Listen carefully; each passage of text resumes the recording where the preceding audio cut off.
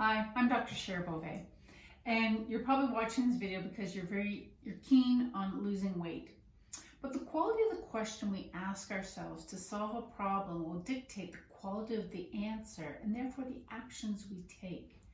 So if you're asking yourself, how can I hit, this number on a scale? Okay, that's a valid question, but it's going to give you a very tactical answer. It's going to be like, oh, I'll get this piece of exercise equipment. I'll try this diet. My friend tried. I will go start doing a Pilates class. Not that I have anything against Pilates, but it's going to give you very tactical answers, which often it's not enough. And really the question one needs to ask themselves, so they're not stuck in this struggle of always trying to lose weight or losing weight. Maybe they hit their goal, but then stuck in the struggle of trying to maintain it. And if they're not successful, they're stuck in the struggle of going up and down. And this takes a toll. It takes a toll on your body, takes a toll on your mindset.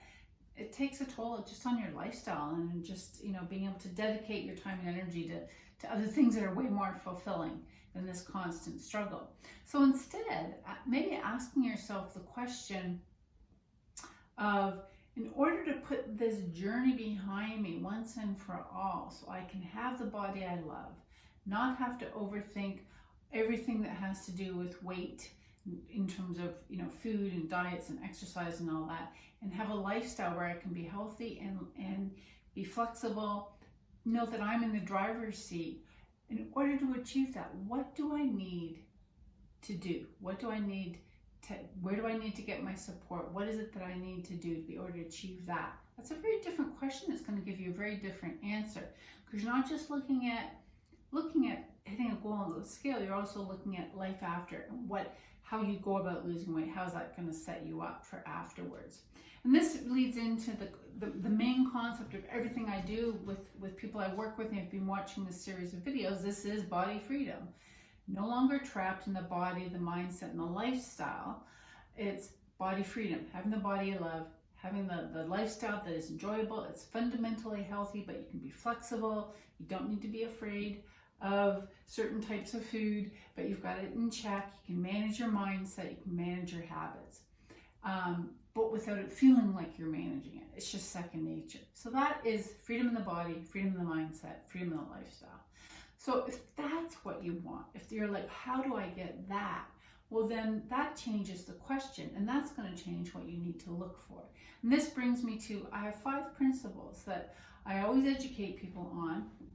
Obviously, it's what I integrate into my programs that I work with people, but just even for your own knowledge, thinking, do I have these 5 principles? And if you're incorporating all 5, then that will set you up to lose the weight, but also develop this idea of managing weight, but not feeling like you're managing, and having freedom in your body, freedom in your mindset, and freedom in your lifestyle. So in order to get to that point, how you go about losing weight will make a big difference to know, is that going to set you up to have the bigger picture reward, or is it going to keep you stuck trapped in this constant struggle? So I've talked about two of my principles already in previous videos. If you haven't seen them, you should be able to find them in YouTube. The first one is having the game plan. The game plan is going to give you the structure. It's going to give you the clarity. The game plan that's right for you in terms of your body, your mindset, your lifestyle. That's one. Second principle is your why. That your why is not that excited motivation that can be short-lived and doesn't give you the consistency for the longer journey that you're on, and also the consistency to continue to want to maintain healthy habits after you've lost the weight. And that's having that powerful why, right? Why that is deep-seated, it's driven by your values, it's driven by things that are most important to you. It isn't that short-lived excitement type of motivation. So that's number 2. This video is about number 3. Number 3, the third principle is I call it sustainable routines. Doesn't sound very exciting, I know, but at the end of the day, it is consistency. If you look at anything you've probably achieved in your life that you are very proud of, that took some tenacity to achieve, you probably had some habits. You developed habits and a consistency. You showed up, you leaned in, you did what you had to do on a consistent basis. There's no magic wand here. It's about consistency. And the consistency, so in order to be consistent, it needs to be a sustainable routine. People can be consistent for short periods of time doing anything, particularly if it's more extreme. But in the long term, A, it's harder to maintain. Secondly, you want to make sure that the habits you're building, the sustainable routines, are things that you can build upon as you transition from losing weight to maintaining. And they need to realize that it's two different scenarios, but there needs to be a transitioning in the continuum.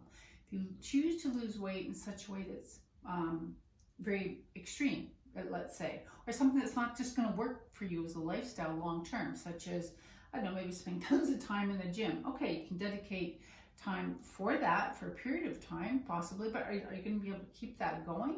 Is that going to be what you have to do in order to keep the weight off? You could do routine diets or food plans, maybe you're ordering in food or you're living on bars and shakes, and okay, maybe that will work to get you where you want to be. What's going to happen after? So you're not setting yourself up to be able to transition into maintenance where you've built in those sustainable habits. So this is a critical point. And certainly when I'm working with people, we have phases, the more intensive phase, but then we're going to transition so that when you develop habits, and I know it doesn't sound very exciting, but when you develop routines, what happens, the more you keep doing it, it just becomes second nature. It's like when you first learned to drive a car, it took a lot more mental effort getting in the car, adjusting everything, figuring out what you had to do. Or another great example is when you learn how to do a sport, tennis, let's say.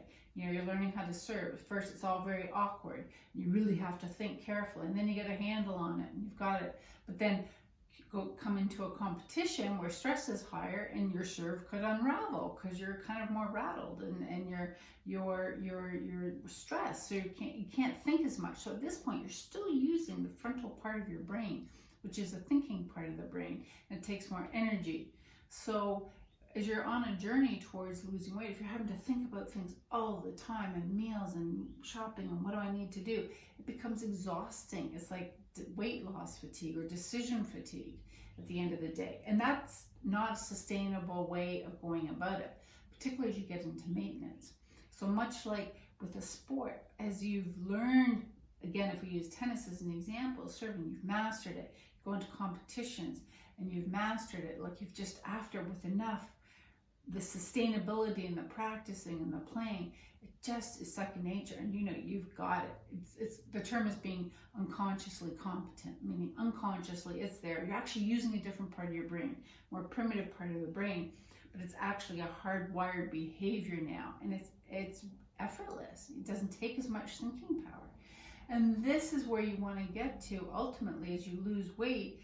As you're learning these new routines and changing eating habits and the various things, but navigating into being able to maintain it so that not living a lifestyle that's rigid and restrictive all the time, it's living a lifestyle where 80% of the time you've got the routines. You don't even need to think about it. You know what you're going to make. You know what you need to do to be healthy, to maintain your weight, because you've built upon this with losing, and you've built upon it as you get into maintenance. But also knowing how you can loosen the reins, because that's the lifestyle. That's the freedom of the lifestyle. And you've built the routines around that. You know what you need to do. You know how much you can what your wiggle room is for the recreational eating, the indulgences. And you've mastered this 80-20, as I call it, 80-20 rule. But to get to that point, you need to build upon routines that you start with when you're losing weight. And then as you transition into locking in the body at that point, and then transition into maintenance.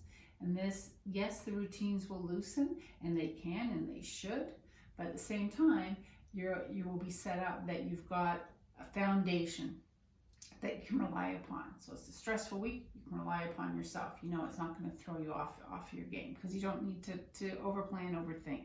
And that is ultimately, generally what I find, what most people want. So that third principle, sustainable routines. So make sure when you're losing weight that you're how you're going about it, you'll be able to build upon and transition into maintenance.